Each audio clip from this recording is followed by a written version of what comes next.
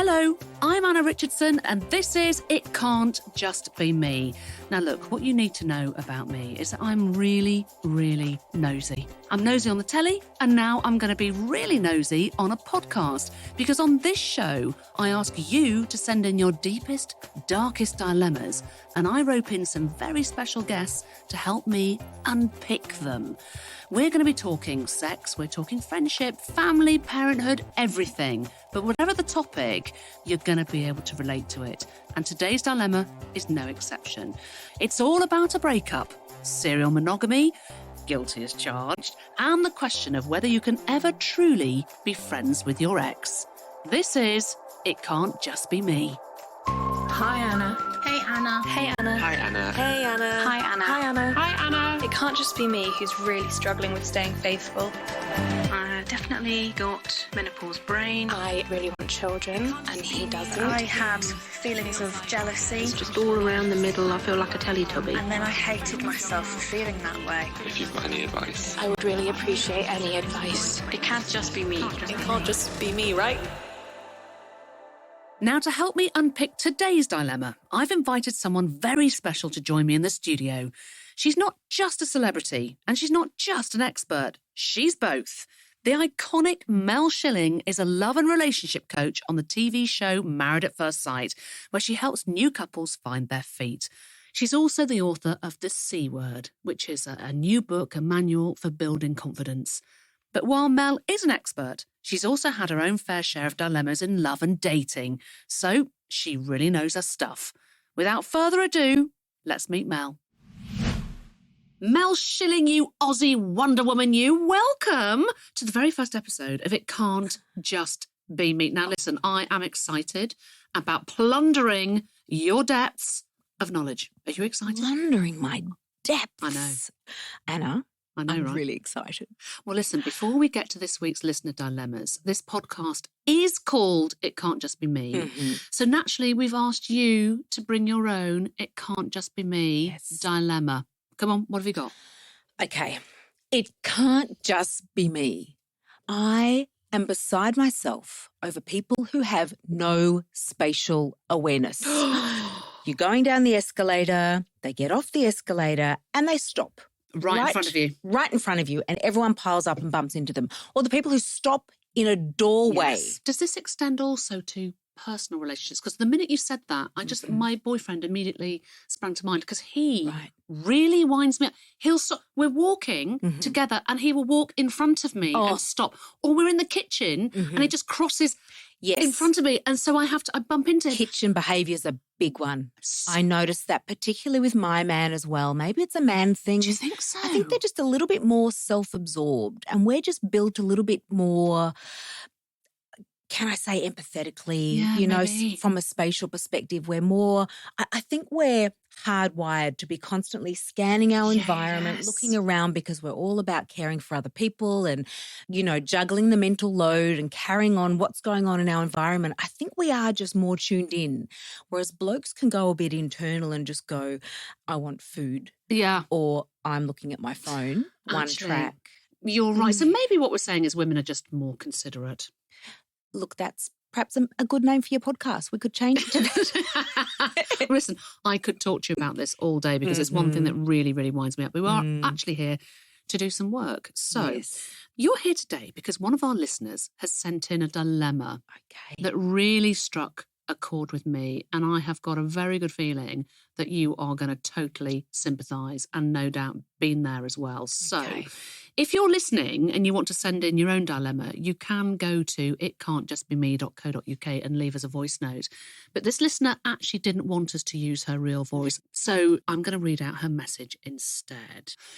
Rachel writes, "It can't just be me who is newly single and feeling confused.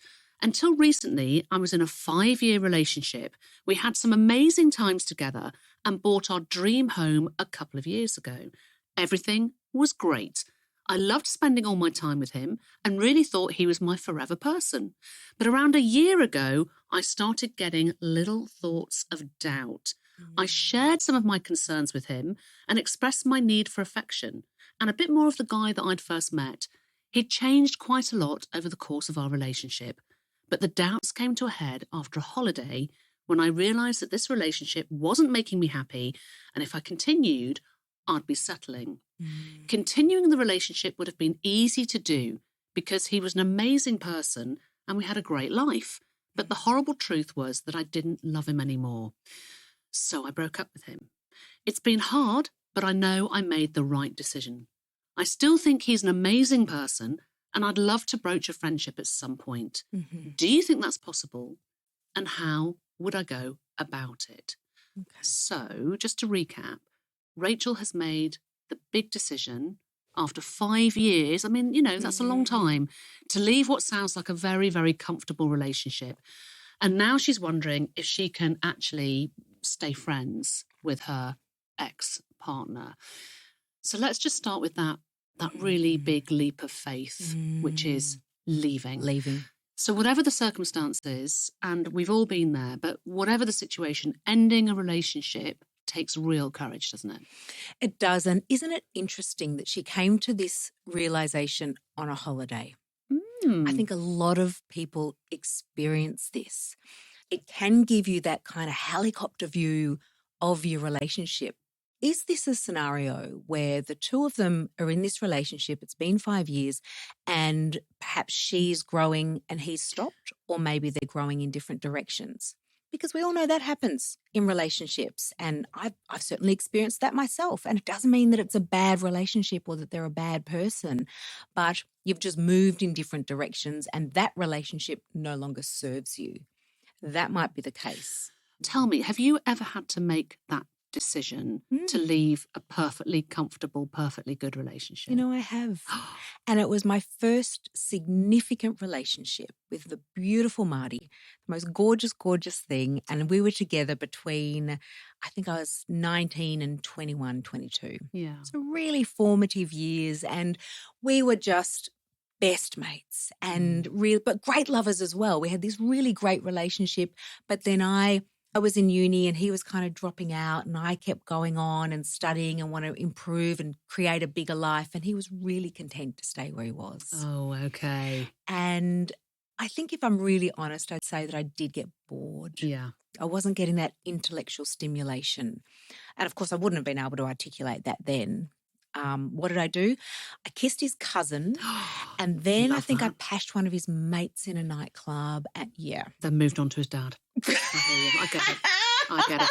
Now, I tell you what, if you had met Marty later in life, would it have worked? I'm going to say no. Okay. I think I would have liked him as a person, and I definitely would have enjoyed spending time with him, maybe in a work environment or something. But I wouldn't have been stimulated by him, and I wouldn't be now.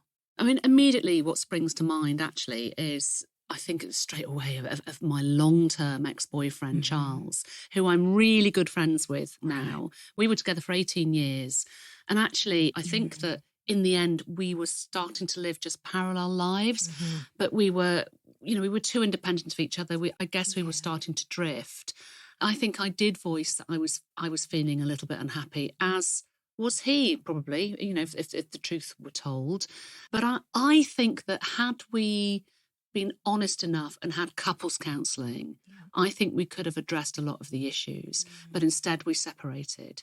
And there's part of me, just going back to Rachel really, there's a little bit of me that wants to say, did you really want to split up with him? Or do you think that had he addressed your needs and shown you more affection, become more of that guy that you first met, could you actually have saved this relationship?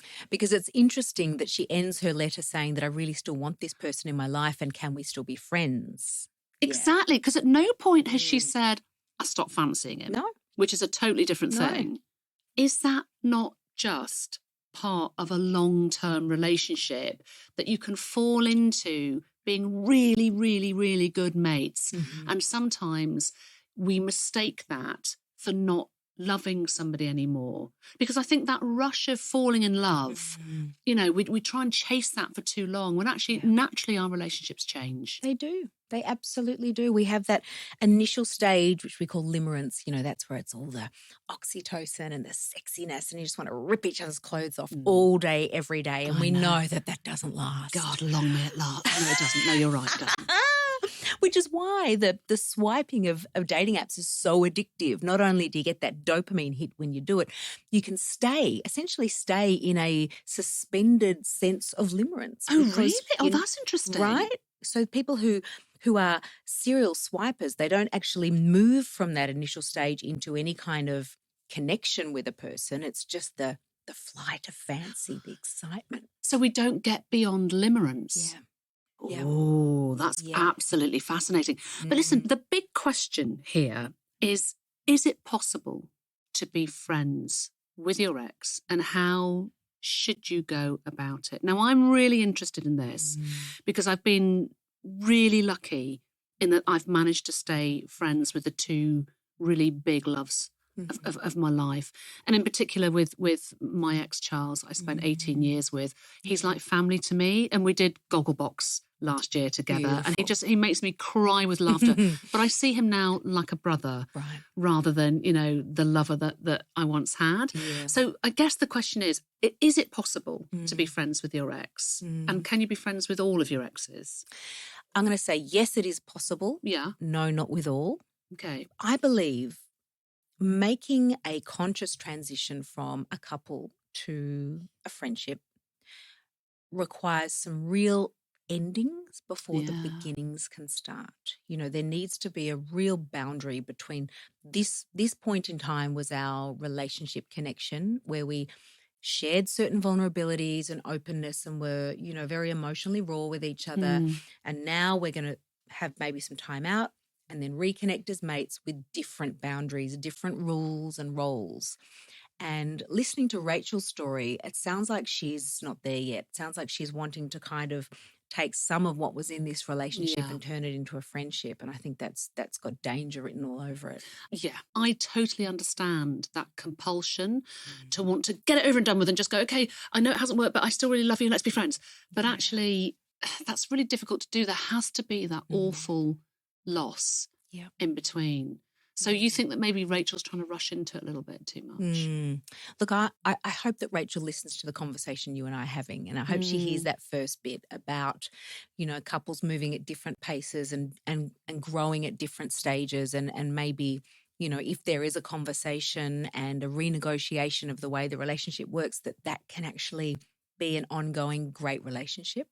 She might revisit it. Now you're talking, because actually, all right, let's go there, because one of the things that she doesn't mention and is crucial is what's going to happen when, for example, Rachel, he meets someone else. Right. Are you going to be cool with the fact that suddenly you're the ex-girlfriend, he's got a new love in his life? Is she going to be okay with him being friends with you? And vice versa. What if Rachel meets somebody new? So I think when we bring in that new love, that really changes the dynamic, doesn't it? Yeah, because there's unfinished business. I mean, come on, we've all been there, haven't we? Absolutely. Have you ever been driven just mad with jealousy by your ex's new partner? I can remember being so aware of the day he married her. And I remember being at home in my apartment where I lived by myself, all alone, probably eating loads of chocolate and just getting through the day because there was nothing I could do to stop the day from happening.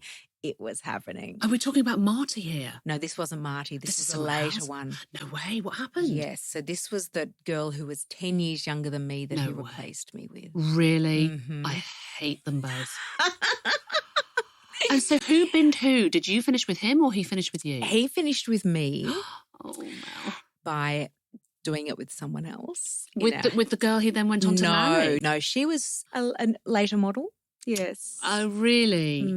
Okay, so later model, younger. 10 years younger than me. Gosh. Yeah. That's a slap in the face, isn't it? It is. So when you found out they were getting married, how did you feel?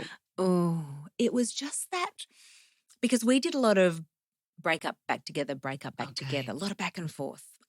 And I think it was that last nail in the coffin that this is finally over. Oh, There's no. no hope left. It's over. I mean, it was a wildly dysfunctional relationship anyway. Okay. So it was good. It was a really good thing for me, but it really hurt. But this is it. It doesn't feel like it at the time, does it? I Yeah. mean, in a sense, that's a whole other podcast, is those dysfunctional relationships that are really addictive Yeah. and really exciting, Yeah. and why they're so difficult to get out of. Yeah. And I'm really interested to hear you say, look, this was dysfunctional, Yeah. but when I discovered that he was marrying this girl, it still was like a knife in the heart, Yeah. even though it was much better for you not to be there. Yeah.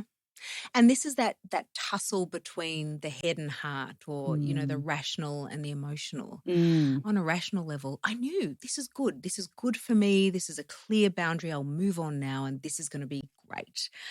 But at the heart level, it just hurt. And did you find yourself with that relationship trying to force it to work? Oh, for years. Yeah. Yeah. Well, listen, Rachel actually had a follow-up question too, and this one is about dating. So she says, I've always been in relationships since I was a teenager. I've decided this is an opportunity to be single, but I do love being in a relationship. It's been a few months already, but when should I start dating again? So she's currently single after that 5-year relationship, and it sounds like she's a serial monogamist. I have so been there. I'm exactly the same. I've been in a relationship since I was about 17. Right. And actually, thinking about it, I was only properly single for the first time in my life at 51. Wow. I know. And I tell you what, I couldn't handle it. I hated it. Hated it. Okay. Anyway, Mel, should Rachel have some time off dating? I know you've spoken about actually loving your single years before now in the public domain. My response is hell yes, Rach. Okay. Absolutely. Let's put a pin in what we were talking about before with potentially her partner. Is it over? Is it not over? Yeah. Let's assume that it is over and it's all finished.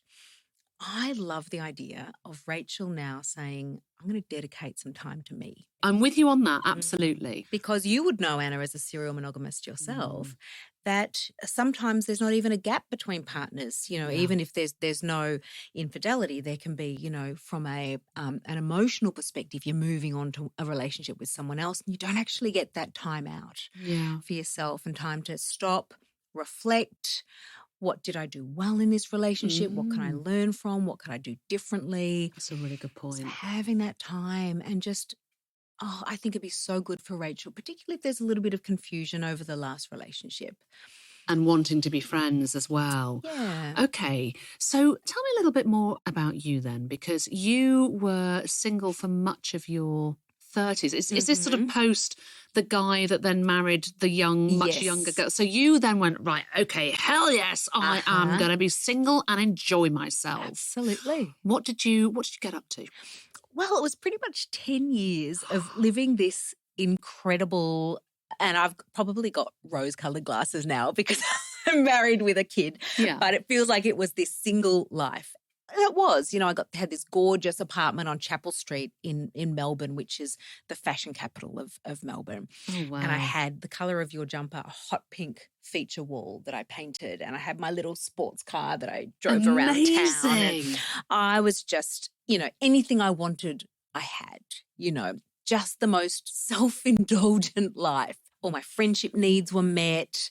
My family was there. I had everything happening and nothing stood in my way. Wow, it sounds like a sort of episode of Sex and the City. I think that's what I was striving for. Absolutely amazing. So, well, listen, what changed? When did you decide that actually I want to start properly finding the man of my life? Well, what I would say is, yes, I've just given this incredibly positive description of that 10 years, but I could also go back and describe that 10 years as incredibly lonely. Really? Because, that's absolutely not what you've just described. I know. Sure, that was part of the lived experience. But if I'm really honest, yes, I'd be out and about doing my thing, but I'd be back on my couch by myself on a Saturday night. It was the intimate connection that wasn't there. And I denied it for such a long time. I would outwardly say things like, I'm single and fabulous. You know, I thought I was Samantha Jones. I don't need a man. You know, I don't need a partner. And I was trying to convince myself. That's interesting. That's interesting. When I look back at my year of being alone, which, must have been last year, maybe about 18 months ago, I mainly hated it because, as you've just said, I was so lonely. And I'm not a lonely person. I really enjoy, you can hear just by the way we're chatting, I just won't stop talking. I bother people on the street. I'm one of those annoying people. So I was so sad and so lonely not having my other half there to play with. So even though, I had my amazing friends and I love my job, I recognise what you're saying, which is just there's something in the heart of you, isn't there, of I just want to be loved. Yeah. I just want my other half to be with. So I get that. So how did you find your husband? Well, I got to about 39 and I do think it was the wanting my teammate, wanting my person to do this thing called life with me. That was what was driving me. And I was sick of I started to notice my own patterns. Oh, in interesting. Dating. Okay. Yeah. I was going into these situations on a conscious level, telling myself, I'm ready for a relationship and I'm really excited about this date and I really want to meet this guy and all of this kind of positive stuff. But beneath the surface, I was putting up all these barriers. And my girlfriends used to say I had F off written across my forehead when it came to guys. They'd come up to me, can I buy you a drink? And I'd be like, no, I can buy my own drink. Why would I want you to buy me a drink? So really defensive. But even though you were ready to meet somebody. I thought I was ready. So that sort of subconscious behaviour you were giving off was F off. Yeah. Don't need you. Yeah. So quite brittle. Yeah. Interesting. So what did you do to change it?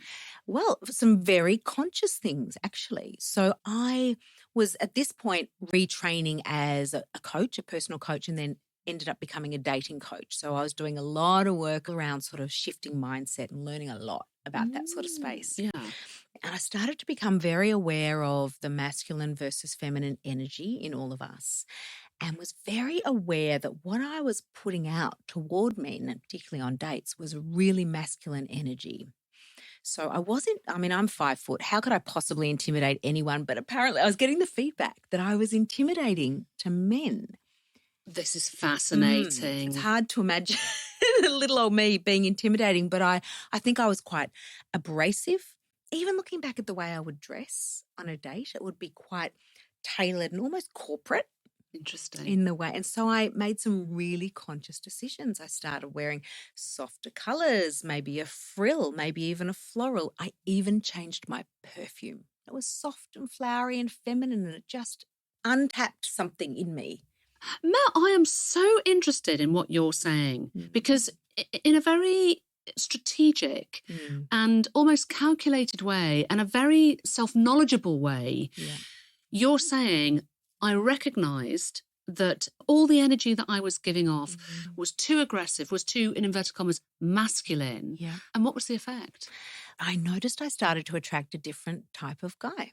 So I wasn't attracting that guy who was wanting to, in Australia we'd call him a wombat because he eats roots and leaves.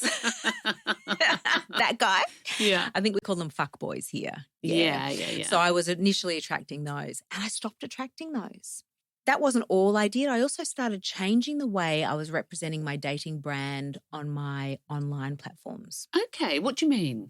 So I started to lead with things like my values because I was learning at this point all about, dating coaching and what predicts compatibility in partners and all that sort of stuff. So it was like this parallel process going on. I was learning the theory, but I was also putting it into practice in my own dating life. Fascinating. So I thought, okay, I'm going to actually use my values here on my profile. I think at the time I was really into things like having adventure, sort of flexibility, spontaneity in my life. And so I just made sure those kind of themes were scattered throughout my profile. And it really put off guys who weren't into that sort of thing, Just scattering in other values that might be a bit softer or more adult maybe? What I was doing, I can see now looking back, is I was making the outside match the inside. Ah, that's interesting. In terms of Rachel's dilemma, Yeah. do you think that there's an optimum time for her to start dating again? I would say to Rachel to be on her own until she feels that she doesn't need a partner. So having had that serial monogamous past like yourself, I see. Getting to that point where I'm complete. Yes. And having a great partner will just be an additive to my life. I see what you're saying, actually. And again, if I apply this back to my own life, even though I didn't necessarily enjoy the year that I spent on my own, I definitely was getting to the point where I knew that I was okay, that I could do it without somebody else. And then maybe I made a conscious decision around I'm now ready to meet somebody rather than, as you say, I need to meet somebody. And then, of course, I think that when you've spent that time on your own, you're then quite picky about what you will and will not accept and put up with. Yeah. So you're right. That's great advice actually for Rachel to say, you know, be on your own until you don't need that person anymore. Actually, you just quite fancy being with someone. Okay. Now, I know you're happily married now and you've created your family. Yeah. So how did you meet your husband? Online. Really? And it was at a point when I finally got serious about it. You know, I took the mask off and I was honest with myself about what I really was looking for. And I only had probably 4 or 5 different dates with different people. And I met him. And the difference was the intellectual connection. That's interesting. So what was it that you were looking for? What was that? An equal. Okay. Yeah. An equal on so many levels, but also someone that I could learn from. Because I felt that a lot of the guys that I was connecting with, I felt like I was teaching them something or I was probably being incredibly patronizing and condescending toward them because I thought, you know, they need me.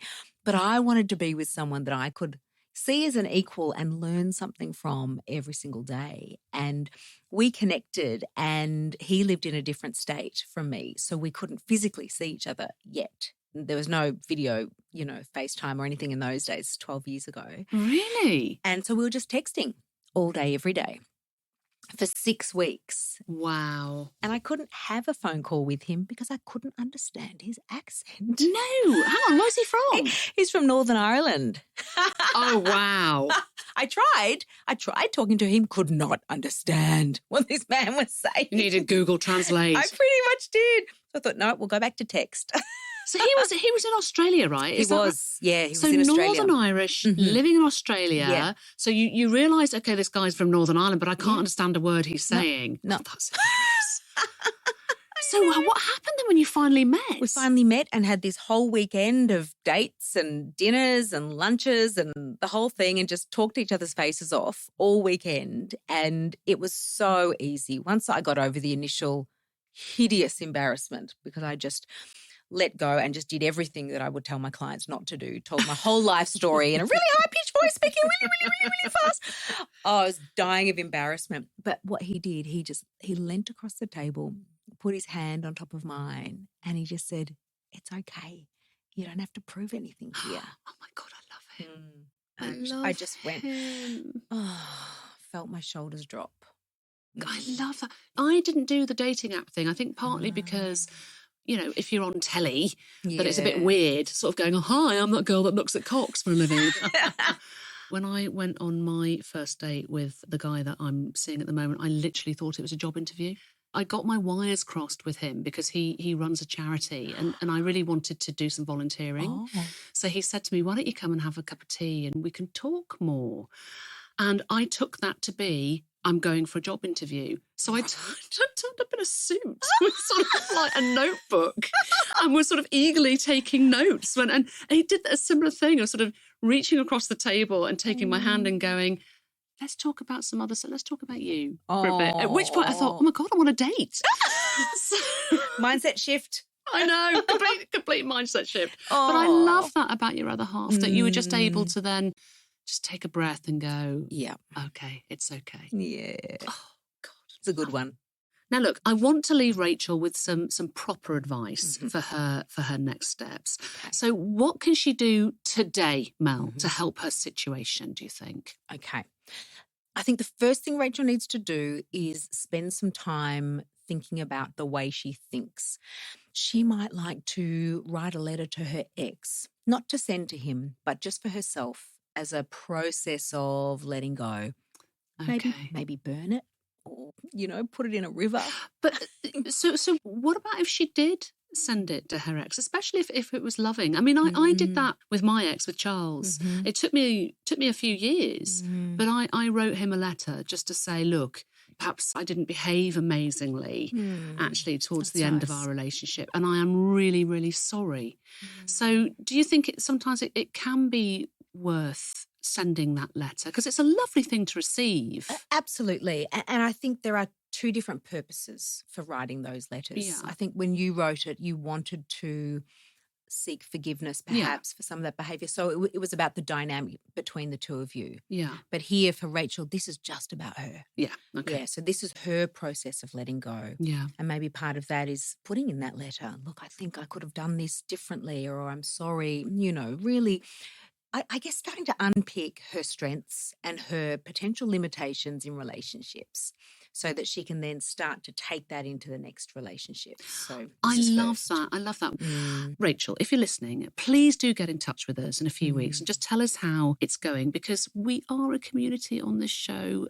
Talking of which, I want to say a really big thank you to everyone who've sent in dilemmas for the podcast. I feel like we're already starting to build a lovely podcasty family. And that's what I'm all about, really, is building that family. So thank you. Now, Mel, I think we've got enough time to talk about some of the shorter dilemmas that our listeners have sent in. It's a quick fire advice round. Okay. Are you ready? Okay. I'm ready. This is the first one from Hannah. So I'm 32 and I've always known that I want to be child-free. When is it okay to bring that up on a date? When do you have the do you want kids, do you not want kids conversation? Is it date 1? Is it date 3? I have no idea. Help me out. Oh, wow. Wow. Hannah, you are not alone. This is a really big question, and I hear this a lot from women who are making this choice, and men, in fact, who are making this choice to be childless. It's becoming more and more common. I would say there is no such thing as too early. This is a controversial thing to say. If you're on a dating app, lead with it. Write it in your profile, because this is actually a deal breaker for you. This is not negotiable. So why waste your time or someone else's time? Tell them up front. I'm totally with you on that. Thank you. Well, actually, Hannah, you are not alone, as Mel says. A 2021 study of nearly 4,000 Americans found that a big chunk of that population is not planning on having kids. So in the study, 44% of adults without kids said that it was not too likely or not likely at all that they'll have kids someday. Wow, 44%. I know. Yeah. Of those people without kids said that it's pretty unlikely that I'm going to want to go on and have children. So that number was up by 7% from 2018. So, it's definitely on the increase. There's a lot of people like you out there. So I guess it's bound to become less of a big deal over time. But I definitely want to talk more about this in future episodes. So if you have a dilemma around choosing to be child-free, just like Hannah, then please do get in touch. You can find out how in the show notes. Okay, Mel, here's the next one for you. This is from Ruth. Hey, Anna. It can't just be me who has friends that always ask me for advice about their toxic relationships, but then ignore every single word I say and continue to hang out with them. Oh. It's super draining to deal with. And I was wondering, does that make me a bad friend? Oh, my God, I need to check who actually sent this in, because, it could be any one of my mates that, over the last 50 years I've moaned to. Oh, God, come on. Yeah. Oh, Ruth, how frustrating for you to sit there and give this advice and then watch your friend completely do the opposite. Do you know what I would suggest here? And I can't take credit for this. A wonderful, wise friend of mine gave me this suggestion.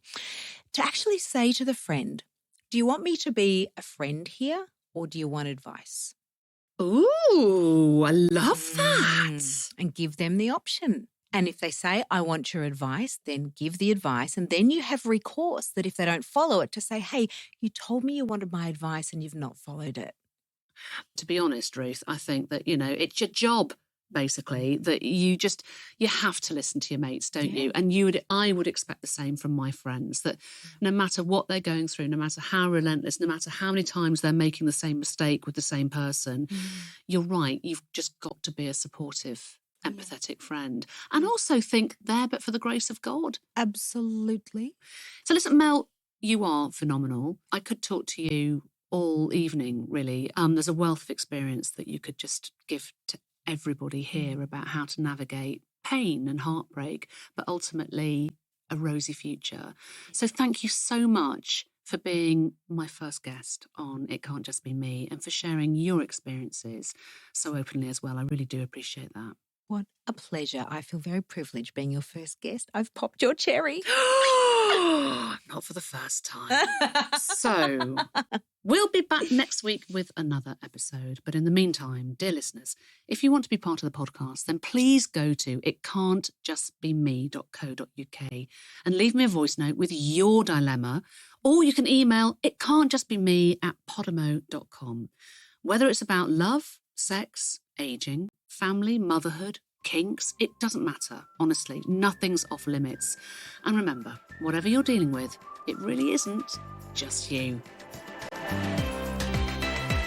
From Podimo and Mags, this has been It Can't Just Be Me, hosted by me, Anna Richardson. The producer is Alice Homewood, with support from Laura Williams. The executive producer for Mags Creative is James Norman Fife. The executive producers for Podimo are Jake Chudnow and Matt White. Don't forget to follow the show and to listen ad-free, subscribe to Podimo UK on Apple Podcasts.